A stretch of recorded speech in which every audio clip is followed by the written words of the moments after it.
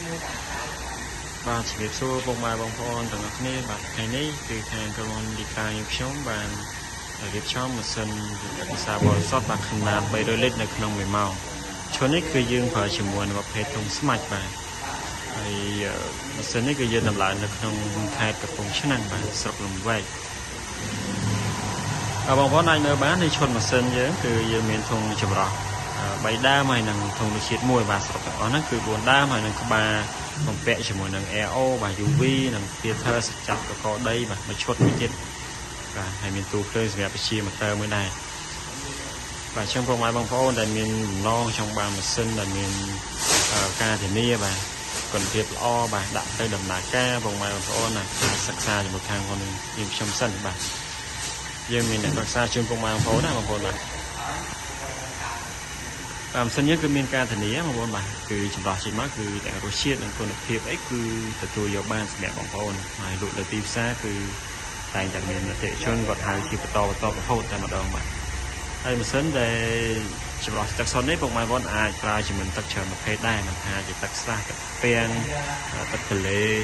ទឹកដងទឹកគៀបអីទេគឺយើងអាចប្រើបានទាំងអស់បាទតាមរបស់ពុកម៉ែបងប្អូនមានអញ្ចឹងណាបាទនេះគឺបំប្រុសដែលគាត់ទិញម៉ាស៊ីនខាងយើងជាងកំពុងតែបង្រៀនគាត់ពីការអ៊ុតនៅទីខ្ចប់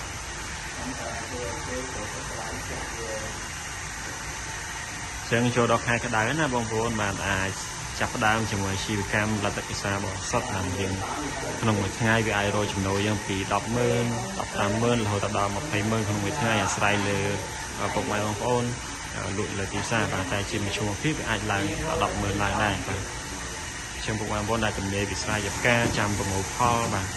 ចឹងកុំទុកពេលទំនេរអីគឺយើងដាក់ជាមួយម៉ាស៊ីននេះទៅបាទគ្រួសារយើងបាទ4 5នាក់គឺយើងអាចប្រើយកម៉ាស៊ីននេះបាទលក្ខណៈគ្រួសារក្នុងដបងចឹងណាបងប្អូនបាទចឹងពុកម៉ែបងប្អូនបើមានចម្ងល់បន្ថែមអាចចាត់តមកខាងខ្ញុំបានបាទហើយសម្រាប់ម៉ាស៊ីននេះគឺយើងសម្រាប់នៅខាងកំពង់ឆ្នាំងហើយវីដេអូនេះខ្ញុំមានតែប៉ុណ្្នឹងទេបងប្អូនបាទបើមានចម្ងល់បន្ថែមអីអាចចាត់តមកបានជាមួយនឹងប្រព័ន្ធចម្រោះរបស់ខាងខ្ញុំបាទម៉ាស៊ីននេះយើងមានធានាណាបងប្អូនហើយមានសេវាកម្មដឹកជញ្ជូនបាទតម្លើងអី free ជូន25ខែកន្លងទាំងអស់បាទគ្រប់ទីកន្លែងពុកម៉ែបងប្អូនបាទសូមអរគុណបាទ